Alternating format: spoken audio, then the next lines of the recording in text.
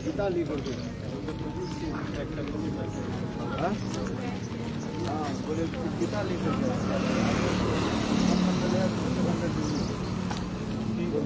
First part second part काम है नया ले लें मंगा लें गीता फ्री मिलता है बुक तो होगा तो गीता प्रेस का तो मिल जाएगा गीता प्रेस वाला तो मिल जाएगा वो मिल जाएगा वो तो वही तो अगर नहीं पूछ देता हूँ तो नंबर मेरा आप गीता लेकर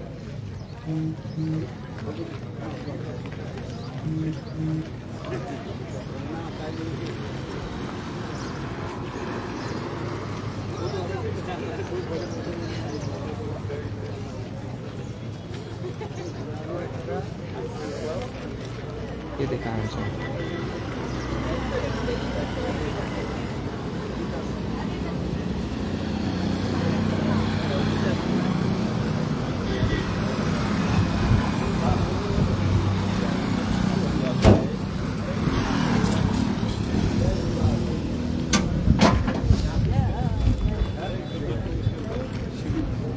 आधे लोग इधर बैठे हैं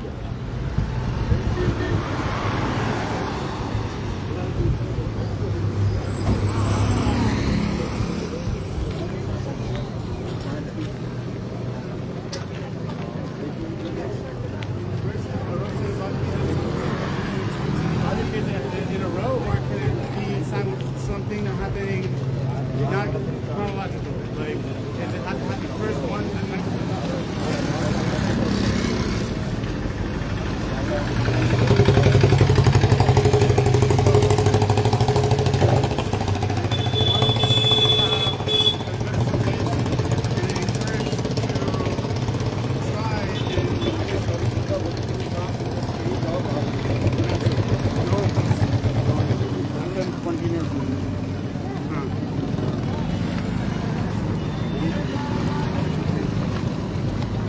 भागवतम पढ़ा मुझे तो उससे दो की बात का समान है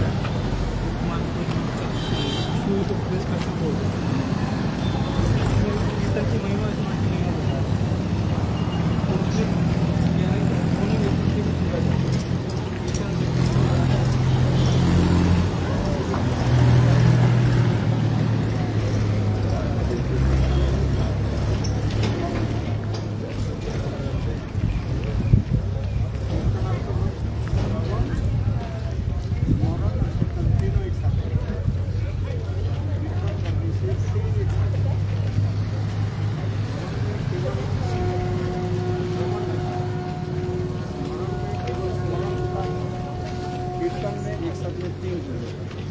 श्रवण भी होता है जैसे आप बोल रहे हैं वैसे सह श्रवण कर रहे हैं और क्या बोलेंगे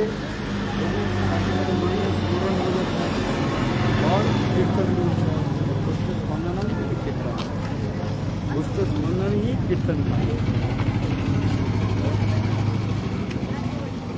इसलिए कीर्तन की इस परिभाषा दिया पुष्ट स्पंदनम कीर्तन इसलिए कीर्तनात्मक भक्ति की प्रधानता दिखाई इसलिए जिंदगी भाग लिखा है कीर्तनात्मक भक्ति जदोत्पापने तदोत्पापने फलु केशव कीर्तन कीर्तनात्मक भक्ति जो है कलियुग में कीर्तनात्मक भक्ति ही प्रधानता है वो कीर्तनात्मक भक्ति करने से तीन हो जाता है श्रवण भी होता है स्मरण भी होता है और कीर्तन भी होता है लेकिन श्रवण पहले श्रवण क्या देना चाहिए श्रवण शुद्ध कीर्तन अशुद्ध कीर्तन शुद्ध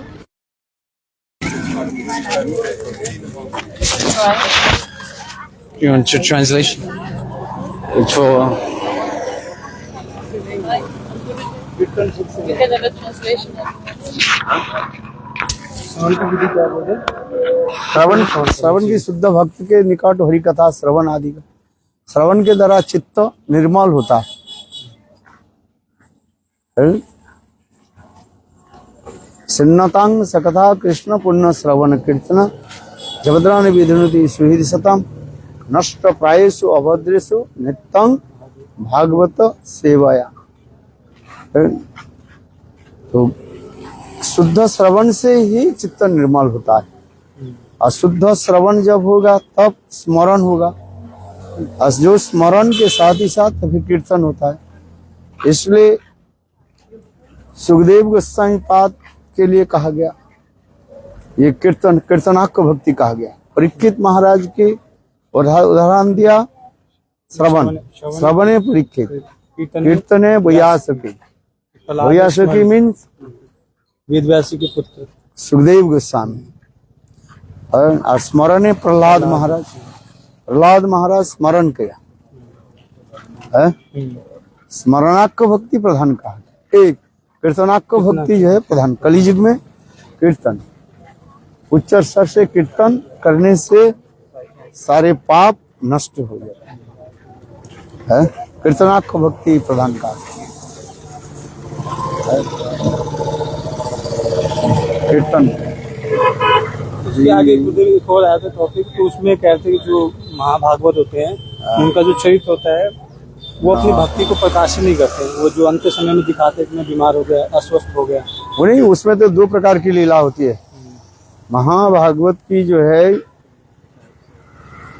उनके जो अस्वस्थ लीला आदि है, सिकनेस लीला जो है, वो दो प्रकार की, दो जो है। एक जो है अनधिकार व्यक्ति के जो है वंचित करने के लिए, और अधिकारी व्यक्ति के लिए उनके प्रति आदर और अनुराग बढ़ाने के लिए होता है। ये लीला जो करते हैं उसी में फिर उदाहरण दे रहे हैं कि भरत महाराज जी का उदाहरण दे रहे हैं, और इस का चरित्र दिखा रहे हैं उसमें। और जो शौबे ऋषि हुए ये उसमें वर्णन के ये सब भक्त हैं, और भरत महाराज जो दिखा रहे हैं कि मैं 3 जन्म लिया, तो ये शिक्षा दे, वो दूसरी कथाएं हैं। भरत महाराज के कथा जो है, भरत महाराज के दिखा रहे हैं कोई भाव अवस्था में पहुंच जाए तथापि माया उसके पीछे छोड़ती नहीं है। तथापि जब उनको भी माया फॉल डाउन करा लेते हैं। माया इतने प्रभावशाली है। दैवी जैसा गुणमयी मम माया दुरत्त मामेव जे प्रबद्धन्ते माया मेतांग तरन्ते। इसलिए ये समस्त दिखाया गया। और दूसरी बात कहा क्या, भरत महाराज के चित्र, भरत महाराज भाव अवस्था पहुंचे, उसके फॉल डाउन नहीं है, तथापि इसी कहा जाता है माया विजृंभित लीला कहा जाता है। क्या बोला? माया विजृंभित लीला शब्द यूज किया इसमें। माया विजृंभित लीला, माया इसी प्रकार लीला आदि करते हैं लोगों के दिखाने के लिए। हाँ चलो, अभी तो फिर 8 बजे प्रसाद देंगे बोला। माया विजृंभित इंद्रजालिक लीला है, माया पर्यंत लीला सेम और नहीं? ये कह रहे हैं कि जो इंद्रजालिक लीला और इंद्रजालिक लीला और जो आपने माया पर्यंत जो लीला है, दोनों सेम है कि अलग अलग है? अलग, एक ही शब्द है, शब्द के साथ, किंतु माया विजृंभित लीला कहा जाता है। और इंद्रजालिक लीला वो द्वारका में कृष्ण की ये महिषी हरण लीला और मौसल लीला के कहा जाता है, इंद्रजालिक लीला कहा जाता है।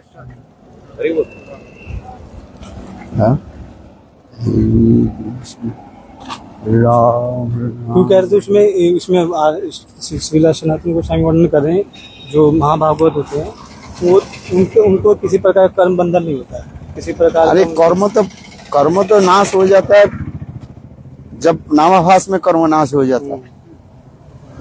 नामाभास हो जाए, एक नामाभास जत पाप हरे पापी साध्य नहीं तत पाप करे, ओनली वन नामाभास, एक कृष्ण नामे जत पाप हरे पापी साध्य नहीं तत पाप करे।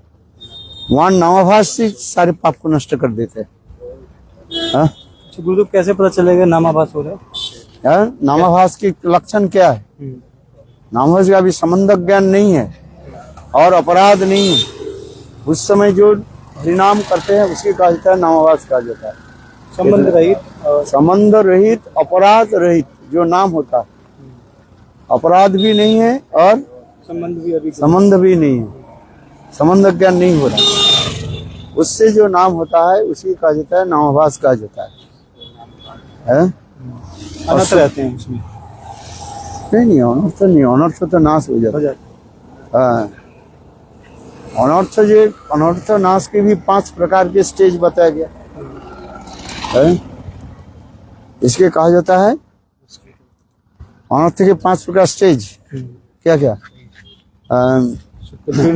दुष्कृति बस कोई काम का नहीं है, सब उल्टा सीधा बोल दिए।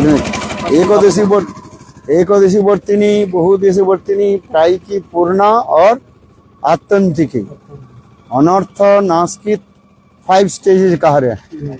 एकादशी वर्तिनी श्रद्धा साधु संग में Ekadashi वर्तिनी, 1 part of अनर्थस removed from his heart. Ekadashi वर्तिनी, बहुदेश वर्तिनी, then after when sadhak will come in the stage of nishtha or ruchi, that time बहुदेश वर्तिनी, most of the anarthas removed from his heart, बहुदेश वर्तिनी. और प्रायिकी, almost all anarthas removed from his heart. When sadhak will come in the stage of asakti dasha or bhav dasha, that is called प्रायिकी. प्रायिकी means almost anarthas removed from his heart. When sadhak will come in the stage of prema dasha, that is called atantiki. Atantiki dasha. Atantiki dasha, that is called in, what is atantiki? भाव अरे आतंकी English है, what is English? Causeless, inconceivable, causeless. पागल है आतंकी, what is No meaning, no. Gujarati क्या English की? आतंकी दशा माने नेवर कम बैक। हाँ, आतंकी दशा है। और when sadhu will come on the stage of prema dasha, that time anartha is nothing there. So Ekadashi वर्तिनी, बहुदेशी वर्तिनी, प्रायिकी, पूर्णा और आत्यंतिकी, 5 स्टेज है।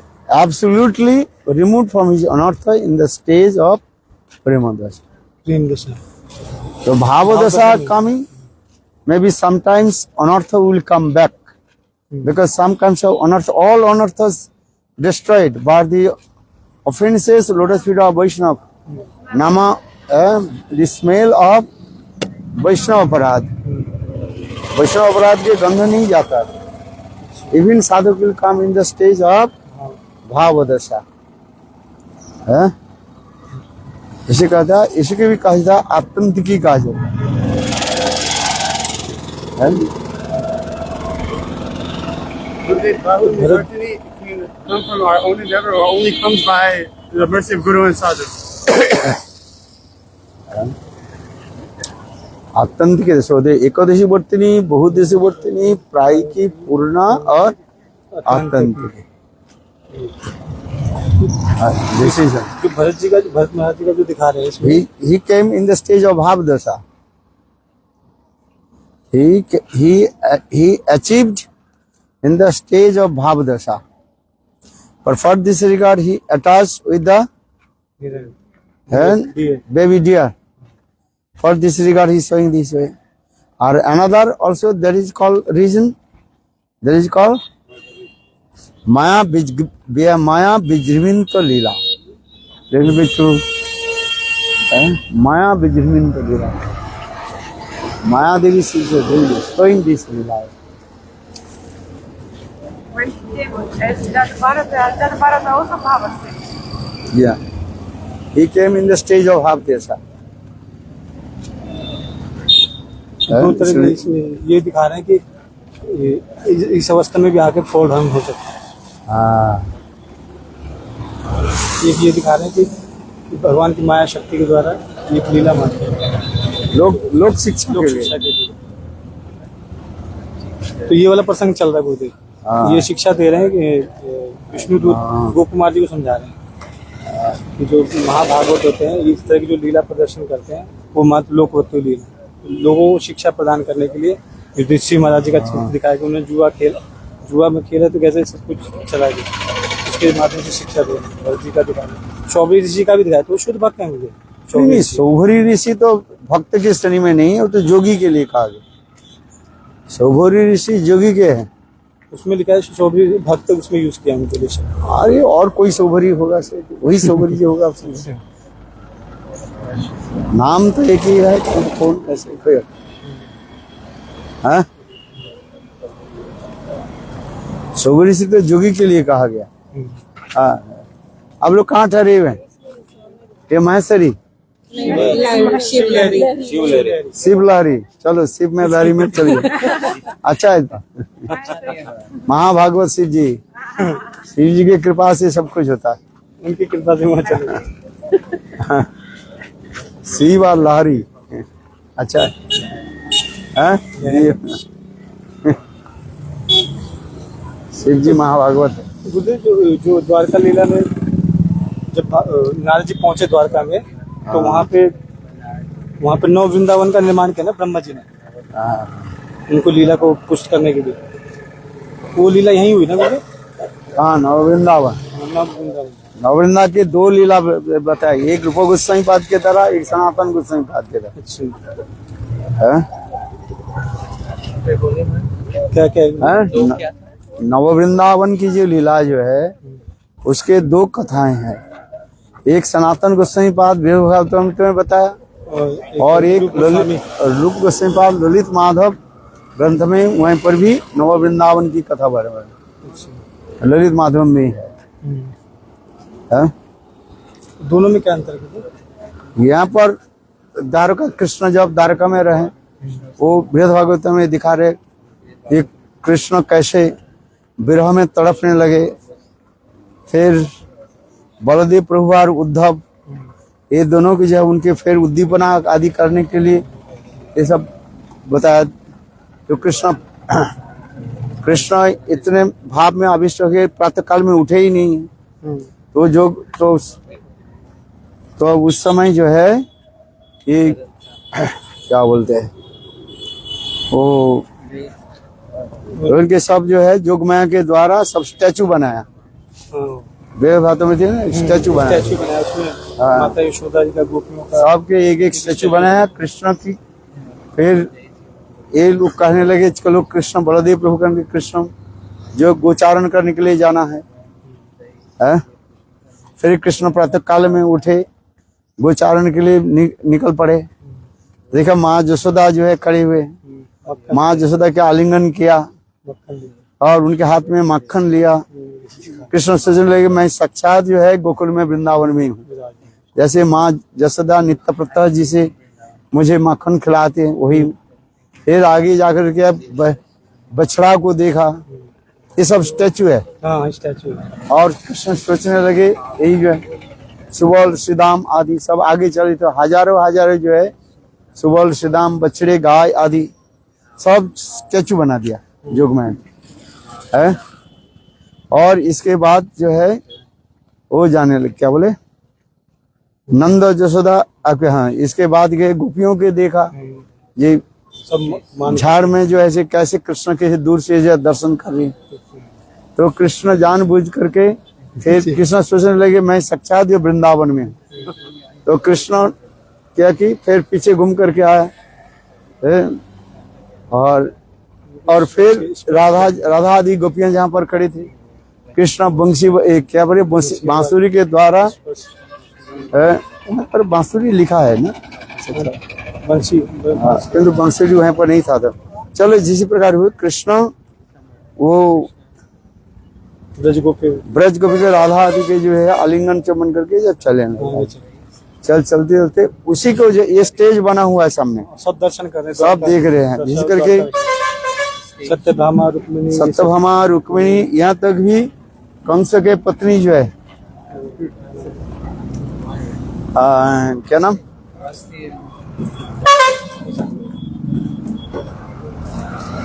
Gurudev, the statue from Navavrindavan came in Gaur Leela also? ना ना कंस के पुत्र उग्रसेन के जो पत्नी माने कंस के हाँ माँ जो है उसके नाम अरे उग्रसेन के पत्नी जो है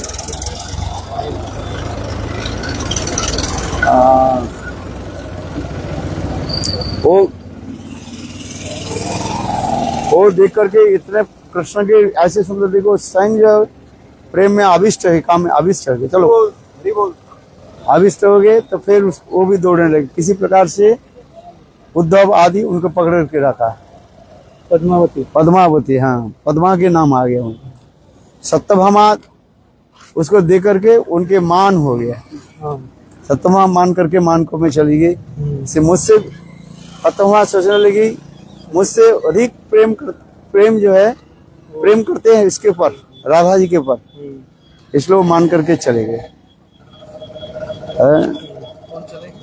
सत्यभामा जब कृष्णा को राधा आदि गोपी की जो स्टैचू जो है उनके जब आलिंगन चुम्बन आदि करने लगे उसको देख करके सत्यभामा के मान हो गए वो चली गई फिर कृष्णा आगे गए समुद्र के पास गए देखा तो सारे गाय बछड़े हैं बाद में श्री कृष्ण विचार कर मैं साक्षात वृंदावन में हूँ किंतु थोड़ी बात में कृष्ण देखा समुद्र की बड़े बड़े लहरियां आ रही है बोले ये तो जमुना नहीं है ये तो लहरियां हैं जमुना में इतने बड़े बड़े लहरियां नहीं आती है तो अब उन्होंने वो किया कृष्ण देखा तो फिर देखा जो ये वृंदावन नहीं है तारक में ही है हाँ देखो आगे जाके चलना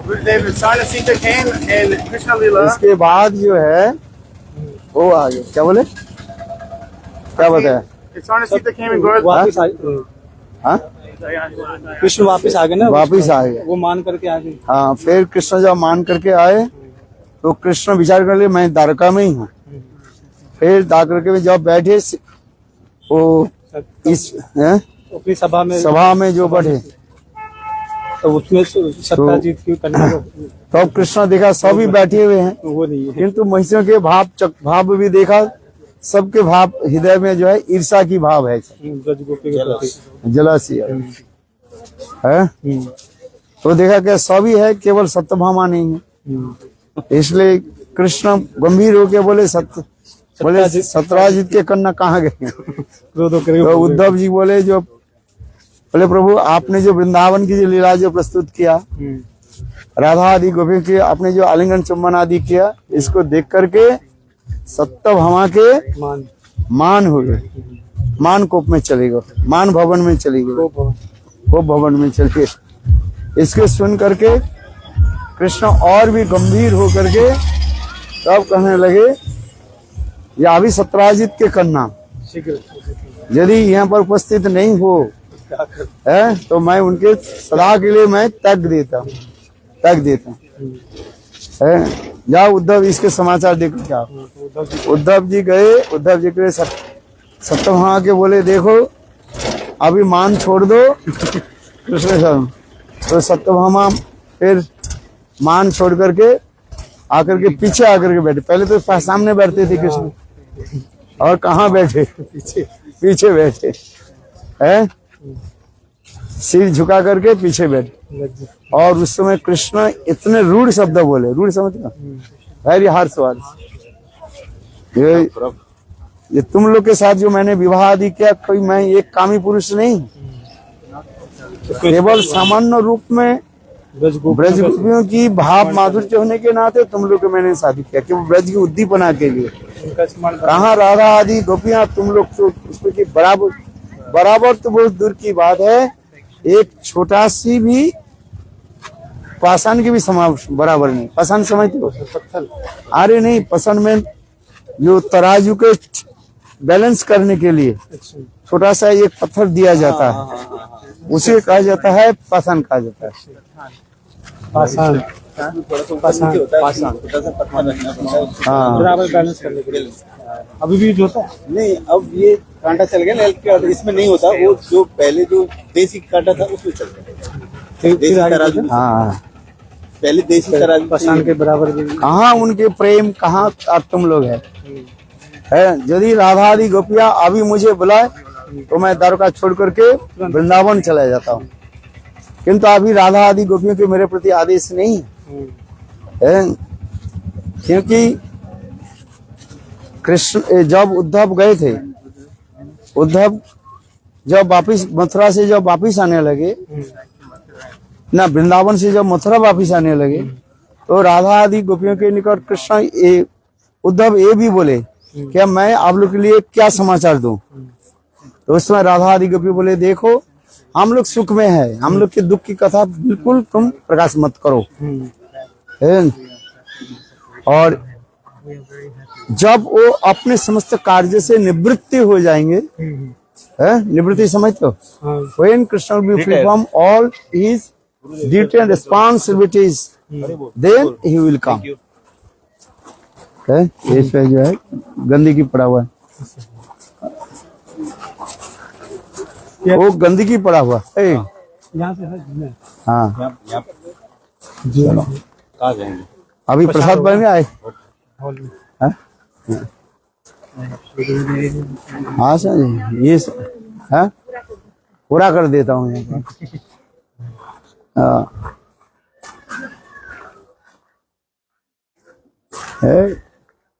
इधर रख दो।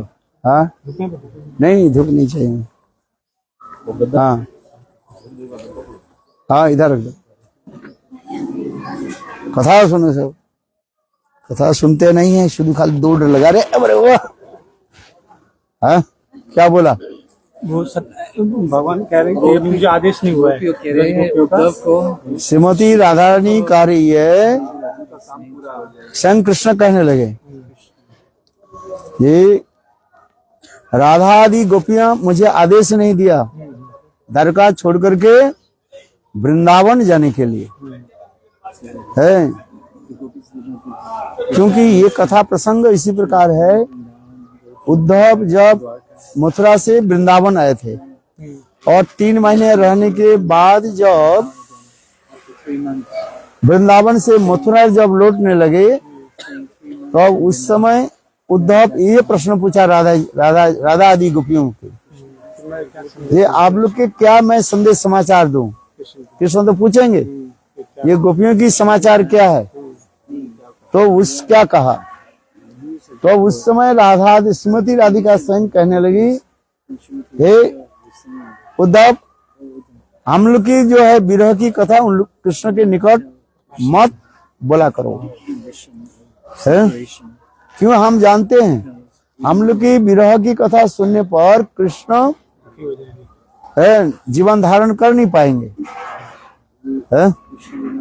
क्योंकि कृष्ण के हृदय इतने कोमल है, हम लोग तो किसी प्रकार जो है जीवन के धारण करके रखे हैं, किंतु कृष्ण वो धारण कर नहीं पाएंगे। हम लोग की विरह कथा सुनते ही कृष्ण शरीर छोड़ देंगे, वह मूर्छित हो जाएंगे। तथापि मुझे पता है ये तुम कृष्ण के अत्यंत प्रिय मित्र होने के नाते तुम तो सत्य ही बोलोगे, हम लोग के जो विरह आदि दर्शन किया, ये विरह कथा के तुम बताओगे कृष्ण के निकट, किंतु तुम्हारे निकट एक ही हमारी प्रार्थना है, ये थोड़ी सी हम लोग की विरह कथा कह करके बंद कर देना। जब देखोगे कृष्ण के भावांतर हो रहे हैं, भावांतर समझते हो? भावांतर क्या है? चेंज, अर्थात हम लोग की विरह कथा सुन करके कृष्ण द्रवीभूत हो रहा है, तब उस समय जो है हम लोग की विरह की कथा नहीं कह करके उसके भावांतर कर दो और दूसरी कथा प्रसंग कर दो, दूसरी कथा बोलो, अथवा वहीं पर समाप्त कर दो। फिर कुछ 2-4 दिन 5 दिन 10 दिन के बाद फिर बोलना। उसके उदाहरण दे रहे हैं हाँ, थोड़ा थोड़ा करके बोलना, एक साथ में मत बोलो। विरह की कथा जो है, ब्रज की जो विरह कथा एक साथ में मत बोला करो, एक साथ में मत बोलो। जिस प्रकार उदाहरण दे रहे हैं, जैसे पुराना कपड़ा है? पुराने जो कपड़े है उसकी पानी में धोने पर इसके बाद एक साथ में यदि निचोड़ दिया जाए, वो कपड़ा क्या हो जाएगा? फट जाएगा। आप लोग पुराना कपड़ा तो पहनते ही नहीं, आपको पता है क्या है? पहनते हैं, फट जाता है। तो पुराना कपड़े से पानी निकालने के तरीका क्या है? धीरे धीरे उसके ऊपर एक साथ में ऐसे निचोड़ दो तो क्या हो जाएगा? फट जाएगा। फट जाएगी नहीं? फट जाएगा। इसलिए पुराना कपड़े से पानी निकालने के लिए धीरे धीरे, थोड़ा थोड़ा धीरे धीरे निचोड़ो।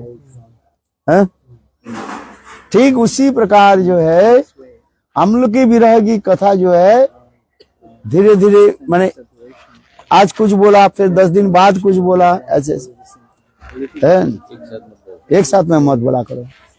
ये राधा जी के ये संदेश दिया, राधा जी ने ये संदेश दिया उद्धव जी को, है। और दूसरी जो है, ये हम लोग जो विरह की कथा ऐसे बोला करो जैसे पहले मिलन की कथा बोले। हाँ, गोपियां खूब आनंद में सुख में है, अरे तुम्हें भूल ही गया है? आज समझे, ऐसे बोला। और किंतु कृष्ण तो मानेंगे नहीं, तो इसलिए हम लोग की विरह कथा थोड़ा थोड़ा करके बोलना, ज्यादा नहीं है, इसलिए। और दूसरी कृष्ण ने राधा जी ने उद्धव के बोले, ये देखो, नहीं, उद्धव भी पूछा, हे राधे आप बताओ, क्या हम कृष्ण के बोले जे आप द्वारका से मथुरा, द्वारका से वृंदावन आ जाए ना? उस समय तो मथुरा था ना, उस समय कृष्ण मथुरा में थे। हाँ, इसलिए क्या मैं कहें जे आप मथुरा छोड़ करके वृंदावन में आ जाए, अथवा जोग में आप भावी विरह आदि देखते हुए द्वारका शब्द भी प्रयोग कर दिया है, क्योंकि कृष्ण की लीला जो है, विरह की लीला, ये दिखाते हैं द्वारका, मथुरा और द्वारका। इसलिए मथुरा द्वारका में कोई भेद नहीं कहा गया, एक ही है, क्योंकि वही तो मथुरावासी द्वारका में आ गए, है कि नहीं? कृष्ण रातों रात सारे मथुरावासी को द्वारका में सेट कर दिया, केवल यहाँ पर बस ऑपुलेंस से लाकर दिया, बड़े बड़े मकान बना दी है, और फिर आकर के यहाँ विवाह शादी किया। किंतु बृहत वामन पुराण में भी लिखा गया, किसी कल्प में कृष्ण रुक्मिणी आदि के जो स्त्री, रुक्मिणी आदि के मही के साथ मथुरा में भी शादी किया था। भागवत में वर्णन नहीं हो रहा, किंतु बृहत वामन पुराण में लिखा गया, इसी कल्प में कृष्ण मथुरा में रुक्मिणी आदि गोपियों के साथ विवाह आदि किया,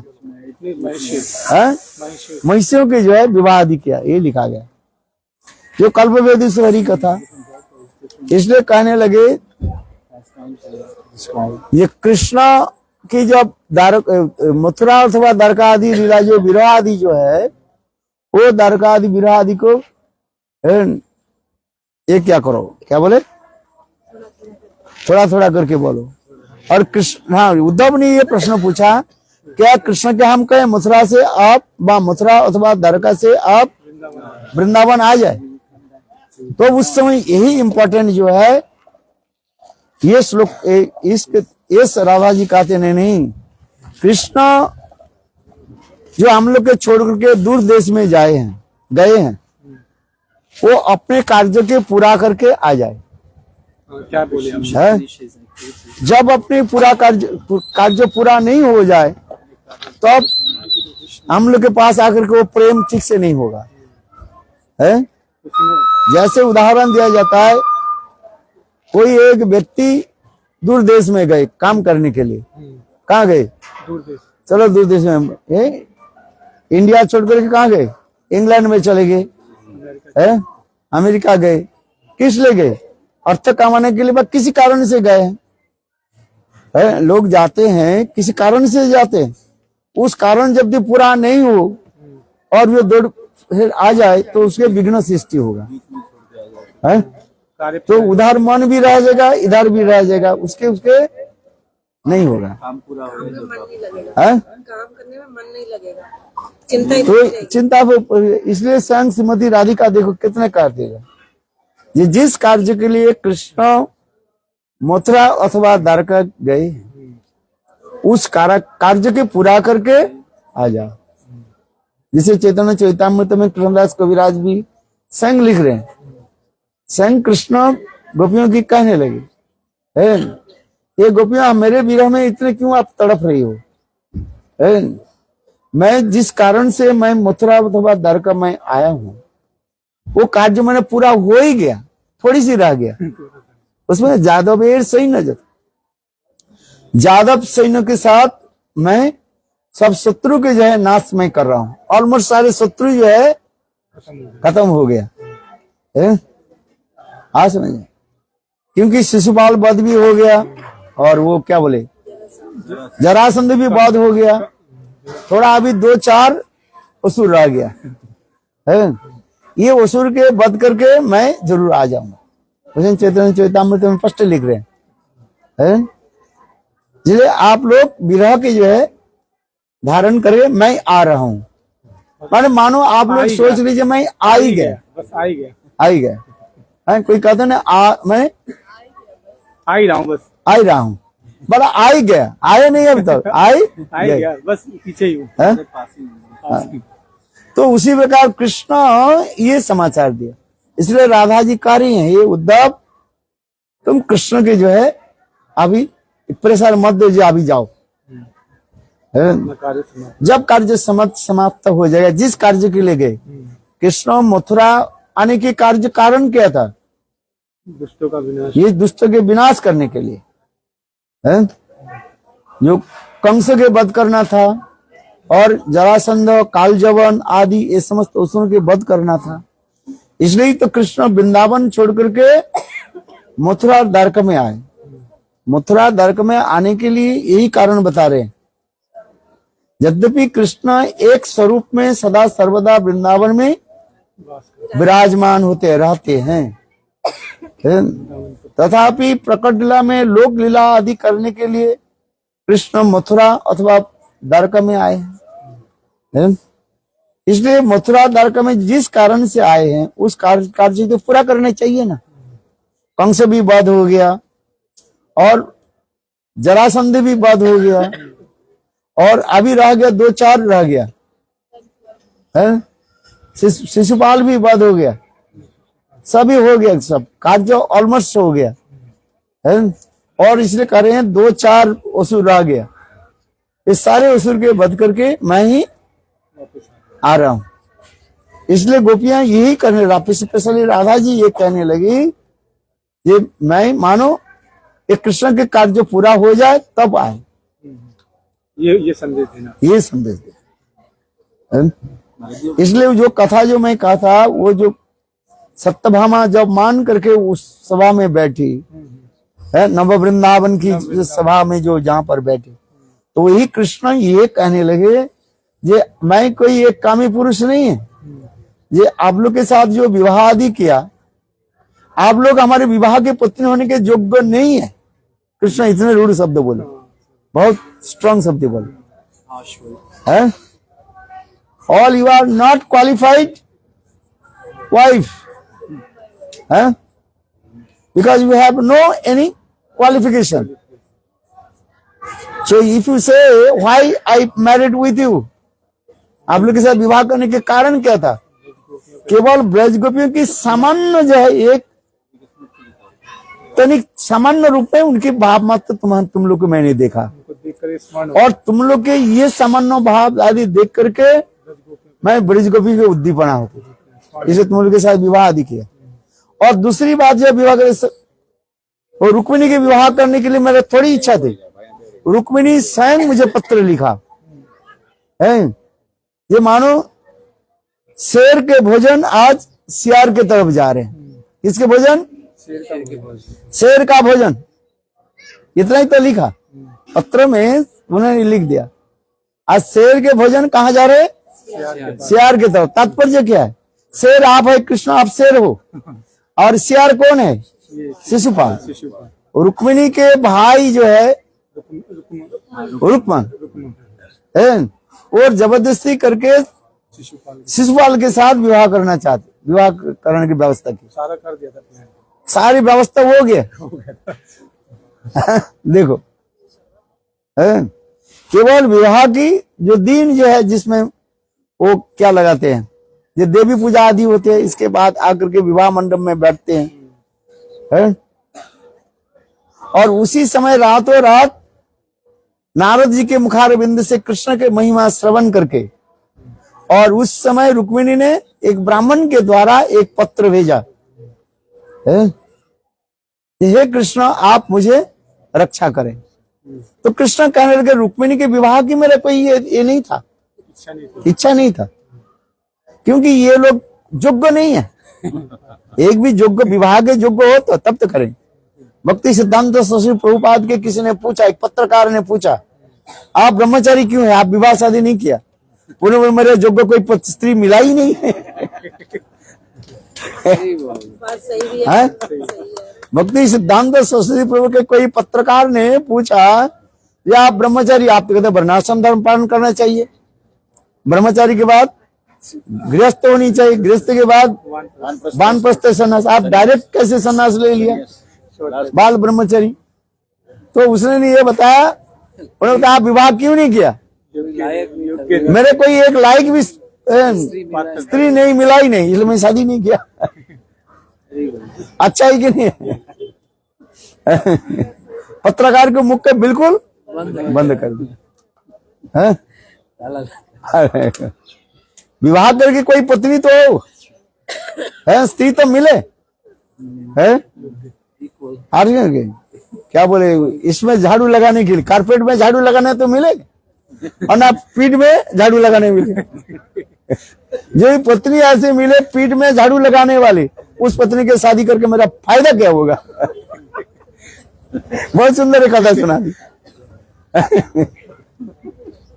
तो उसी प्रकार कृष्ण कह रहे हैं, आप लोग कोई एक भी नहीं है यथार्थ जो मेरा पत्नी के योग्य होने के लिए है। देखो कृष्ण नहीं के, कृष्ण हुई सभा में, सुधर्मा सभा में इतने गंभीर होकर के बोले, पढ़ना उसे वेद भागवत है, जब इतने सबको डांटने लगे है,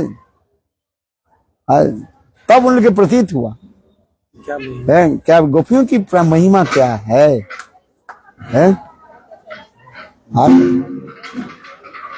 इसलिए तो भ्रमर गीत में राधा जी भी स्वयं कर रही है। क्या हमारे प्राण कृष्ण गोविंद क्या अभी वो राजकन्याओं के जो विवाह आदि करके लौट करके आ रहे हैं कि नहीं? राधा जी भी विरह दशा में ये आदि बोलना चाहिए, भाभी भी की द्वारका लीला की स्मरण आदि करने में उसमें लिखा है। क्योंकि ये जोग में विरह दशा में कभी कभी ये ऐश्वर्य के प्रकट कर देते हैं। आज में तो बृहद भागवतामृत ग्रंथ में सनातन गोस्वामी पाद ये समझता आदि तब देख करके महिषियों के प्रतीति हुई, विश्वास हुई, ये कहाँ गोपियों की महिमा और कहाँ मैं हूं। इसलिए श्रीमद् भागवत में दशम स्कंध में आई थिंक लास्ट के चैप्टर में 90 चैप्टर समथिंग दिस है, उसमें स्वयं महिषी आदि कहने लगे जिस गोपियों की प्रति कृष्ण के इतना प्रगाढ़ जो अनुराग हो, उस गोपियों की ये चरण में हम लोग की मति हो जाए। देखो क्या बोला, जिन गोपियों की ये महिमा हम लोग श्रवण किया है, वो एक श्लोक है बहुत सुंदर जो वो समस्त गोपियों की चरण कमल में हम लोग की भी अनुराग व मति हो जाए। ये श्लोक है लास्ट के श्लोक है 90 अध्याय में होगा सर। देखो वो ये स्तुति के बाद रुक्मिणी आदि ये समस्त जो है महिषियों की स्तुति आदि का राधा आदि गोपियों की भी स्मृति क्या बोले स्तुति आदि का दी। तो बहुत सुंदर ये समस्त भाव जो है यहाँ पर एक नव वृंदावन की जो लीला आदि होते हैं द्वारका में है, द्वारकापुरी में नव वृंदावन की लीला और दूसरी जो है ललित माधव में भी नव वृंदावन की लीला भी बताए हुए है। वो कथा थोड़ा बहुत अलग है इस कथा से थोड़ा हट करके है। सत्यभामा फिर आई, हैं? सत्यभामा को बुलावा भेजा, सत्यभामा आई। वहाँ पे आए ना सभा में सत्यभामा वापस आई। सतोहा तो बैठी हुई थे जितने समय क्या हुआ वो तो मान करके चली गई थे। उद्धव जाकर के बोले ना यदि अभी कृष्ण के पास उस सुधर्मा सभा में नहीं जाए तो कृष्ण आपके सदा के लिए त्याग दे दें। वो तो बोला था तो। और तो ये जब सत्यभामा जब मान छोड़ करके बैठी तो कृष्ण ये सारे कथा सुनाया, ब्रज की महिमा सुनाया, अपने मुखारविंद से गोपियों की महिमा श्रवण कराया। कृष्ण ये कहना चाहता है मैं जो द्वारका में जो बैठा हूँ इसलिए न गोपियों की अभी आज्ञा नहीं आदेश नहीं हुआ मुझे वृंदावन जाने के लिए। यही तो कार्य है। और गोपियां पर राधा जी आदेश क्यों नहीं दे रहे हैं? जिस कार्य के लिए आप गए हैं उस कार्य पूरा करके तब आ जाइए। कार्य पूरा हो जाए तो आपके सारे टेंशन चला जाएगा। असुर आदि मारण के लिए तो आप आए हैं द्वारकापुरी में बा मथुरा में, वो सबके पूरा हो जाए तब आ जाना है। तो ये सारी कथा सुना दी। जो बाद के असुर थे वो इतने शक्तिशाली थे वो इतना असर क्योंकि उनको मारने में इतना समय लग गया। समय लग गया जब गए थे वृंदावन से तो उनकी आयु इतनी थी और बाद में आने में इतना समय लग गया। यहाँ पर वृंदावन में कितने साल रहे? 10 महीने 8 महीने तक रहे, करीब 11 साल मानो। 11 साल वृंदावन में रहे और बाकी मथुरा में रहे। मथुरा में कितने दिन रहे? कम से कम 17 साल तक इसमें रहे, मथुरा में रहे 17 साल। क्योंकि वो जरासंध एक करके जो है शत्रु के क्या बोले सैन्यों के भेजने लगे। उसके करते करते तो 17 बार आक्रमण किया, 17 साल तो हो गया। फिर 18 साल में है करके द्वारका में आ गया। अंतिम बार जो 18 बार जब उन्होंने आक्रमण किया तब है विवाह आदि करना। 18 साल में विवाह करना चाहिए, उसके पहले विवाह की विधि नहीं है। आज समझे? इसलिए कृष्ण के विवाह आदि दिखा 18 के बाद विवाह हुई। कहाँ पर? यही द्वारका में आकर के विवाह आदि महिषी विवाह है। आज समझे? शास्त्र में जो है 18 साल के पहले जो है उसके इमेच्योर कहा जाता है, बाल विवाह कहा जाता है। शास्त्र के अनुसार बाल विवाह जो है वो मना है, ठीक नहीं? आज इसलिए कृष्ण की विवाह जो है 18 साल के बाद ही हुआ, ये भी दिखा रहे हैं। इसलिए रुक्मिणी आदि के विवाह व सत्यभामा आदि के विवाह इसमें दिखा रहे हैं। सिर्फ कृष्ण के ये विवाह आदि जो है यहाँ पर द्वारका लीला भी दिखा रहे हैं। ये समझ तो बहुत सुंदर करके दिखाया गया है।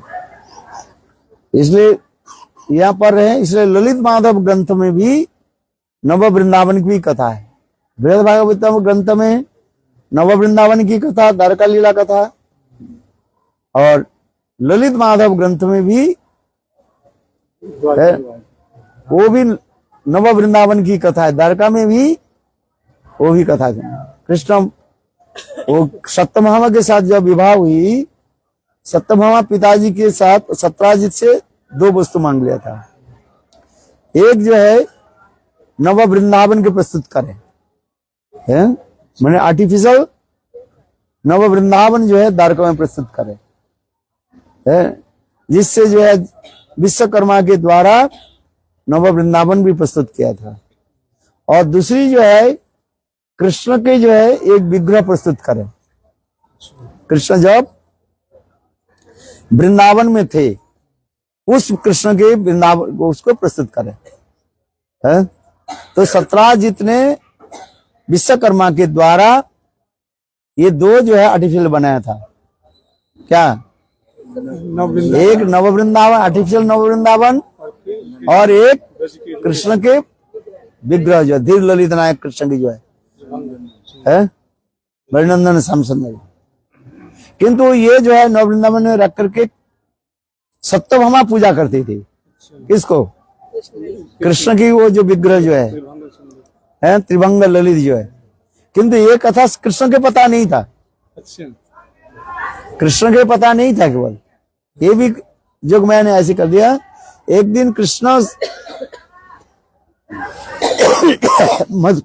मधुमंगल के साथ जो नव वृंदावन में जब प्रवेश किया, आर्टिफिशियल जो नव वृंदावन, देखते देखते भाव में कृष्ण अभिष्ट हो गए। जो वृंदावन की स्मृति हुई, जब मैं वृंदावन में रहता था, यही जो वृंदावन जो है वहां पर सब कुछ मोर मयूरी कोयल आदि यहाँ तक जमुना सब कुछ दिखाई पड़ रहा है। वो सब क्या था? आर्टिफिशियल था, है? किंतु कृष्ण इतने भाव में अवश्य ये सोचने की सच है, मैं ही वृंदावन में हूं। फिर गंभीर वृंदावन में जब प्रवेश किया, देखा जो वहीं पर कृष्ण अपना जो विग्रह को देखा, वो है देख करके कृष्ण के रहा नहीं गया। अरे इतने सुंदर मेरा विग्रह है, जब मैं वृंदावन में था ये मेरा विग्रह जो है, अभी इधर पर कैसे प्रस्तुत हो है? फिर कृष्ण मधुमंगल और भी नोटिस किया, देखा, निरीक्षण किया, ये कोई आकर के यहाँ पर पूजा आदि करते हैं। क्या करते हैं? पूजा आदि करते हैं। बोले मेरे विग्रह की कौन पूजा करते हैं? ये तो ऐश्वर्य भूमि है? हाँ समझिए, वो ऐश्वर्य मार्ग के लोग किसके पूजा करेंगे?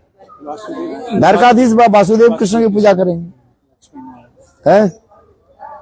किंतु मेरा जो है धीर ललित नायक जो त्रिभंग ललित जो है, उसके कौन पूजा कर रहे हैं? फिर कृष्ण और मधुमंगल कहने लगे, देखो हम देखते हैं। तो उन्होंने किया कि दूसरे दिन आकर के एक जगह में छुप गए। कौन? कृष्ण और मधुमंगल। देखा जो सत्यभामा नव वृंदा के साथ, किसके साथ? नव वृंदा के साथ। वही जो वृंदावन में जो वृंदा देवी अभी द्वारका में नव वृंदा के रूप में प्रकट हुई, तो सत्यभामा उनके साथ आके पूजा आदि करने लगे, है?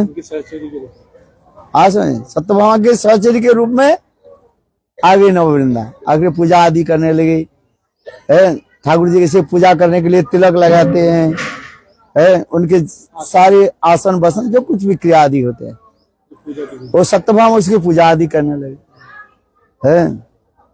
स्तुति आदि भी करने लगे, चले गए। कृष्ण छुप करके सब देखा, है? फिर चले गए। जब चले गए कृष्ण भी लौट करके आ गए, किंतु सत्यभामा की कुछ नहीं बोला, है? फिर दूसरे दिन कृष्ण और मधुमंगल आ गए, है? आकर के मधुमंगल ने किया कि वो जो विग्रह जो था वो विग्रह के हटा दिया, दूसरे जगह रख दिया, और स्वयं जो कृष्ण वहीं पर त्रिभंग होकर के खड़े हो गए। सत्यभामा सोचने के वही विग्रह ही है, मैं हर रोज जो सेवा आदि करती हूँ, है? तिलक आदि लगाया, किंतु आज थोड़ा विग्रह में थोड़ा बहुत विलक्षण दिखाई पड़ रहा है, डिफरेंस। विग्रह के विलक्षण क्या है? शरीर में ताप हो रहा है?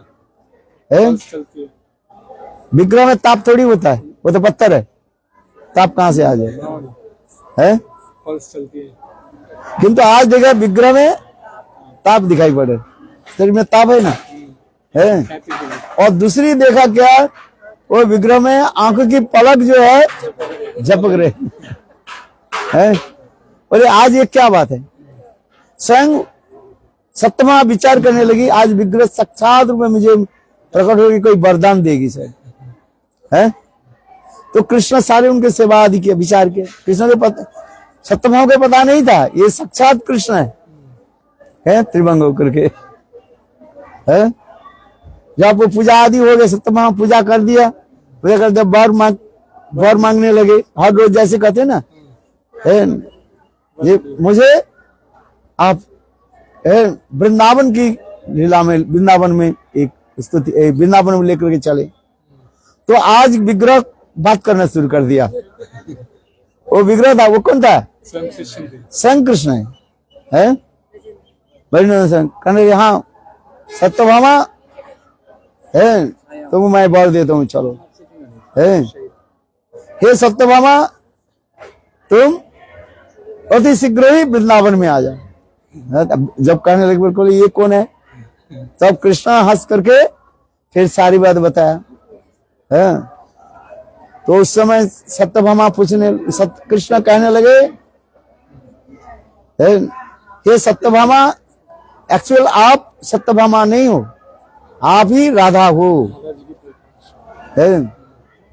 तो मैं यदि राधा हूं, चंद्रावली कहाँ है, रुक्मिणी है।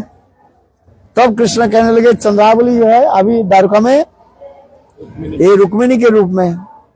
ललिता विशाखा आदि ये समस्त हमारी सखियां कहाँ है, बोले यहाँ पर सारी सखियां जो है वो अष्ट सखियां सब द्वारका में अलग अलग रूप में है, वो है उनकी अंश व प्रकाश कहा जाता है। बहुत सुंदर जो है ये कथा भी। जो कहने लगे अब तो माँ जशोदा कहाँ बताओ, तब वो कहने लगे देखो ये देवकी जो है यशोदा की एक प्रकाश माना जाता है। इस प्रकार कृष्ण सारी कथा आदि की श्रवण कराया, अर्थात ये नववृंदावन की कथा यहाँ पर जो है। तब अंत में सत्यभामा कहने लगे देखो मैं सत्यभामा के रूप में मैं यहाँ पर रहना नहीं चाहती हूँ, आप मुझे वृंदावन में लेकर के चले, राधा जी की जो भाव वो मेरा रहा। तो ये समस्त जो कथा वहीं पर प्रकट हुई। बोल वृंदावन विहार जय जय। बहुत सुंदर कथा, ललित माधव नाटक और भागवतम ग्रंथों में नव वृंदावन की कथा है। या तो राधा जी कहने लगे वृंदा देवी कहाँ है, बोले ये तुम्हारी ये सखी जो है ये जो नववृंदा जिसको करे वो असली वो वृंदा देवी।